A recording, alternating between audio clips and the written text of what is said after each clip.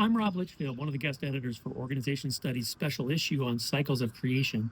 One of the things I'm thinking about this year is the Carnegie International Art Fair, a once every 4 years exhibition at the Carnegie Museum of Art here in Pittsburgh, my home city.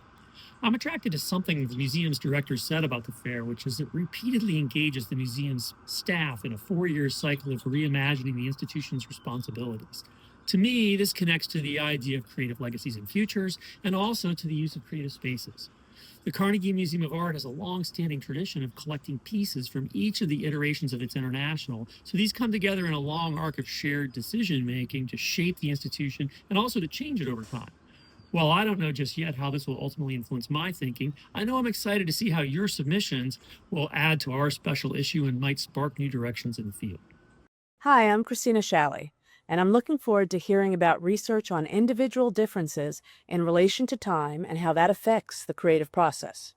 People vary in their sense of urgency and their pacing or how they distribute effort over time, and this can affect their creativity. I also think it's interesting to consider how temporal experiences shape the creative process. For example, how do individuals subjectively experience time? Some people prefer to engage in only one task at a time. They're more monochronic, while others are more polychronic, preferring to multitask. Also, what is the role of temporal focus? Do they pay more attention to or prioritize the past, present, or future? Our time orientation can change the creative process, the creative output, and our recognition of it. I hope to see research on these topics and many more in Mykonos, and I hope you will join us. So I don't know about you, but I'm really interested in creative careers over time. And so one context that I've been studying is cookbook authors. And why is it so that some cookbook authors only develop one cookbook while other people go on and publish one cookbook after the other? What's playing a role there? And how does it influence the creative career of these authors? And another setting that I've been looking into more recently is typeface designers. And so questions such as how do people get inspired over time to develop new ideas, new typefaces over time, over and over again? How do they develop a signature or an oeuvre over time? And these and other questions about creative careers over time are things that we're really looking forward to receiving and to working on together with you for our special issue. And we're really looking forward to your submissions. After watching the UK's dismal entry to Eurovision this past year, it really got me thinking about how much our creative identity as a nation has changed since back in the days of Britpop in the late 1990s when we actually won Eurovision with Katrina and the Waves.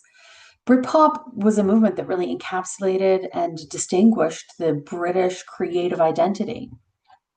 As organizational researchers, I think we know so little about how these creative identities develop, how they change over time, and how they intertwine with our creative processes.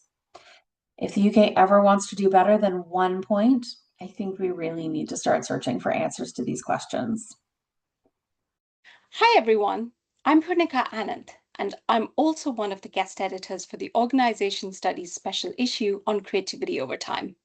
And yes, the hat is relevant to what I'm about to say, but I'm only going to keep it on for a moment. You see, I've been thinking about The Devil Wears Prada 2, the recently released sequel to the hit film starring Anne Hathaway and Meryl Streep. Because the interesting thing about a sequel is that it has to do two things at once: stay connected to the original while still becoming something new.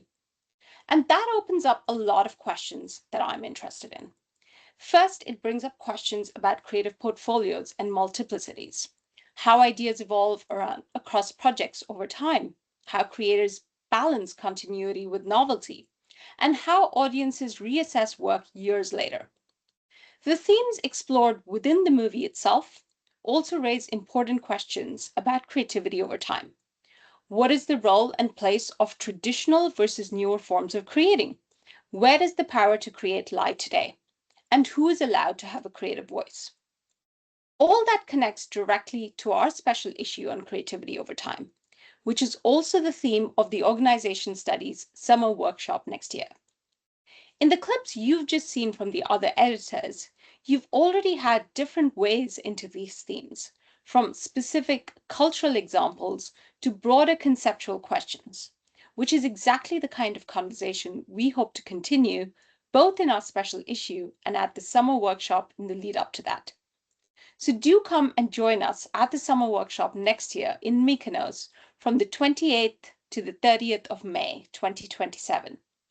To attend, you'll need to submit an abstract connected to the theme. We can't wait to meet you in Mykonos and engage with your work and ideas. And naturally, we'll make sure there's plenty of time to analyze, probably overanalyze, whatever happens at next year's Eurovision. See you in 2027.